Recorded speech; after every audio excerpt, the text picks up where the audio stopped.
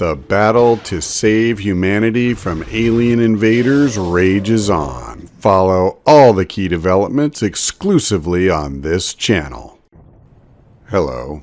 Welcome to episode 15 of XCOM, Enemy Unknown. The crew is en route to a cemetery in Melbourne, Australia to stop yet another round of alien abductions. With everybody's feet on the ground, they'll begin spreading out, moving behind cover, and searching for aliens. The last mission that took place in a cemetery was just 2 episodes ago, and I'm afraid the team suffered heavy casualties. But this is another day, and we will try to keep our minds on the mission at hand. I'm sure the soldiers will do the same. So far, all is quiet here, but we've yet to have one of these missions be a false alarm, and I doubt this will be the first. Something tells me that we'll see an alien sooner rather than later. I've got a visual. Like that. Knight is in an excellent position to move closer while keeping under full cover. And Romero has a good shot at one of the thin men, but cannot connect. Kuznetsova's shot isn't quite as high a probability, but nonetheless it's quite good. And she also cannot bring it home. Evans decides to use rapid fire, but as it turns out, one shot is plenty. One thin man is down, the other is currently out of sight, so the remaining soldiers will move forward, go on overwatch, and hope to take a reaction shot if he shows his face. Roger, I've got eyes on.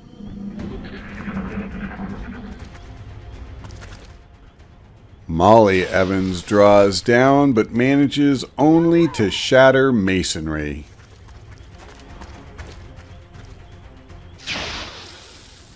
Knight also finds the thin man more elusive than she can handle, and that leaves him free to send out a cry for help.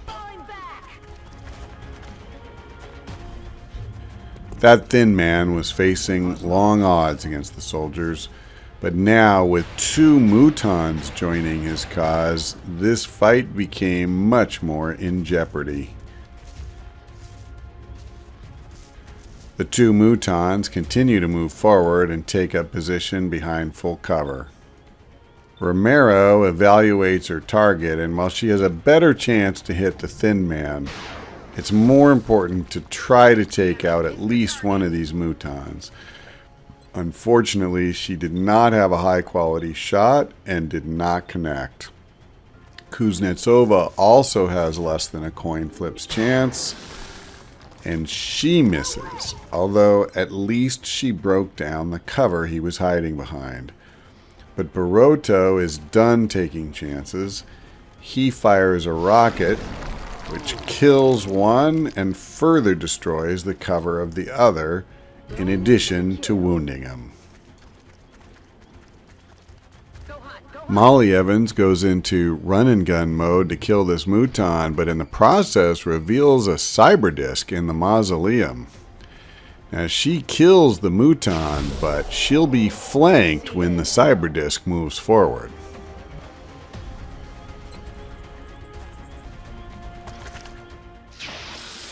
Knight continues the trend of clearing the battlefield of opponents by drilling that thin man between the eyes.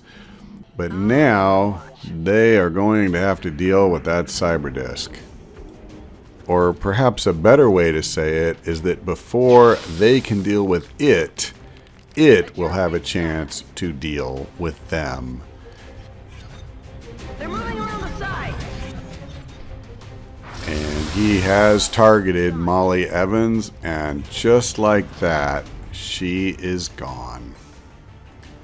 She moved forward to kill one alien and in turn lost her life to another.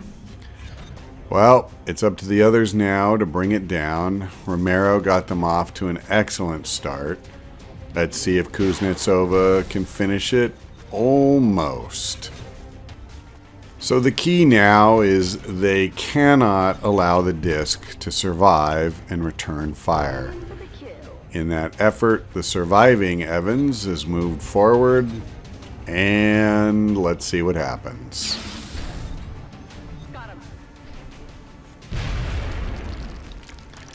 Yep, she blew him to hell where he belongs. Barotto is going to try to get rid of the remaining drone, and he knocks him out of commission. And so once again, they have emerged victorious against a difficult opponent, but not without paying a stiff price. With no opponents in sight, it's time to find cover, reload, etc. On Overwatch. Good to go. On Overwatch. Good to go. Enemy in sight. Well, that didn't take long. Then again, it seldom does.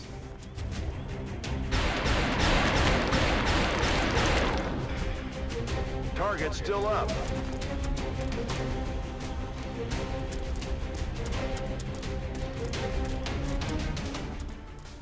I'm afraid that Berserker is close enough for Evans to smell his breath.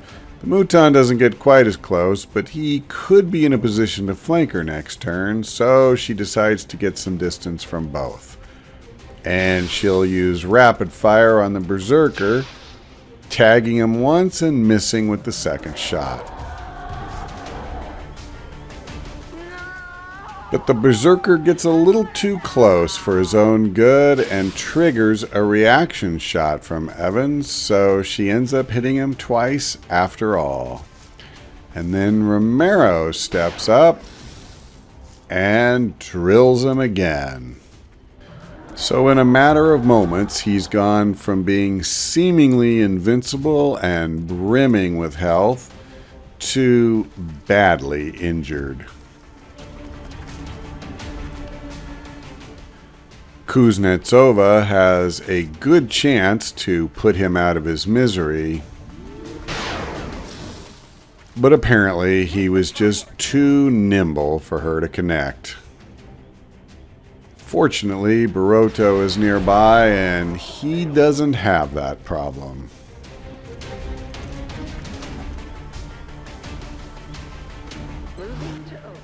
Night goes on Overwatch, and now it'll be the Mouton's turn to try to make something happen. And that's very strange for him to be all the way over there. He was at the corner of the mausoleum.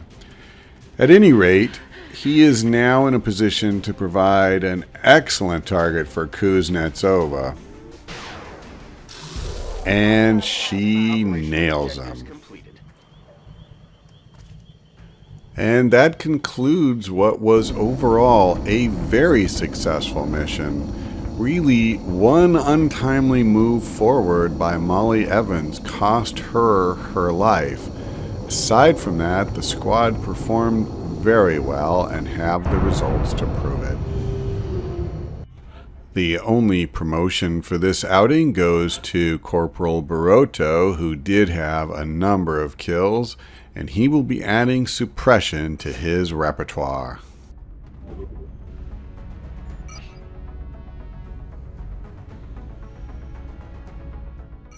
The commander receives 200 credits as a mission reward and immediately puts it to work in the officer training school.